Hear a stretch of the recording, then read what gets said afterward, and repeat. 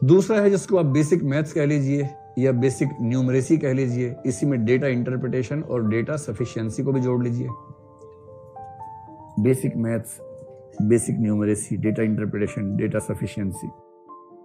मैं जानता हूं कि आप में से कुछ बच्चों को इसका नाम सुनते बुखार होने लगता है कि ये क्या बात हुई, ये क्यों पढ़वा रहे हैं, हम तो आईएएस बनने आए थे, गणितज्ञ थोड़ा ना बनना है हमें।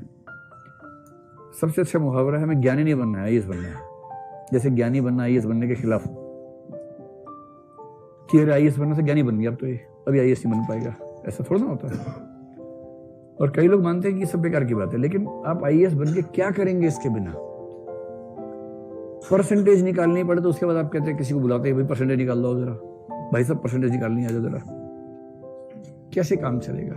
आपको जिला संभालना है, जिले का पूरा बजट आपके पास है, 1000 तरह के खर्चे हैं, कौन सा खर्चा किस मद में किस तरह से हो, जब तक आपको डेटा समझ में ना आता हो, पिछले 10 सालों की रिपोर्ट्स आप तुलनात्मक रूप से किसी पाई चार्ट से या किसी टेबल से ना समझ पाते हो, जिस टेबल में 3 या 4 तरह के फैक्टर शामिल हुए, टेबल पढ़ने में माथा खराब हो जाता हो, समझ नहीं आ रहा हो कि कैसे पढ़ें इसको, एक टेबल बनानी पड़ जाए, टेबल बन ही नहीं रही आपसे, मल्टीपल फैक्टर वाली टेबल। आप बिना डेटा को समझे, बिना डेटा को रिप्रेजेंट करना सीखे, कैसे उस सारे फंड्स के एलोकेशन को समझ पाएंगे और मैनेज कर पाएंगे जो करना है। आईएएस या आईपीएस बनने डंडा नहीं लाना होता, डंडा घुमाना बहुत छोटी बात है। आईएएस आईपीएस बनने के बाद, स्पेशली आईएएस बनने के बाद, आपको देश के सारे रिसोर्सेज को मैनेज करना होता है। और जो व्यक्ति, भाई आप आईपीएस ही बन गए, सभी राज्यों के तुलनात्मक आंकड़े अपराध के आपके सामने रखे हुए हैं, आपके जिले में पिछले 5 साल के अपराध के आंकड़े तुलनात्मक रूप से कोई वेन डायग्राम चार्ट में है, कोई टेबल में है, कोई ग्राफ में है, और आप कह रहे हैं किसी को बुलाओ, समझा के बताओ क्या लिखा है इसके अंदर। ईमानदारी की बात बता रहा हूं आपको मैं, जो लोग आईआरएस बन के जाते हैं ना इंडियन रेवेन्यू सर्विस में, उनके जो जूनियर्स होते हैं असिस्टेंट, वो आते हैं एसएससी से, ठीक है, एसएससी जानते हैं ना। और एसएससी में क्या पूछते हैं? गणित आनी चाहिए, रीजनिंग आनी चाहिए, इंग्लिश आनी चाहिए। और वो गणित, रीजनिंग, इंग्लिश में इतने हाई लेवल के लोग होते हैं, जबरदस्त उनकी पकड़ होती है इन चीजों में। रीजनिंग, उनसे आप रीजनिंग चलते पूछिए, सभी जगह कुत्ते बोलेंगे हाँ हाँ चलो आगे बताओ, सारे कुत्ते गिलास हैं, ऐसे जवाब देंगे तो बढ़िया। और वो बनते हैं रेवेन्यू में असिस्टेंट। तो वो असिस्टेंट है, यानी प्रमोशन के बाद बनेगा आईटीओ, इनकम टैक्स ऑफिसर, और आईटीओ लंबी प्रमोशन के बाद बनेगा assistant commissioner of income tax, जो कि आप बनेंगे ज्वाइनिंग के दिन, एसीआईटी।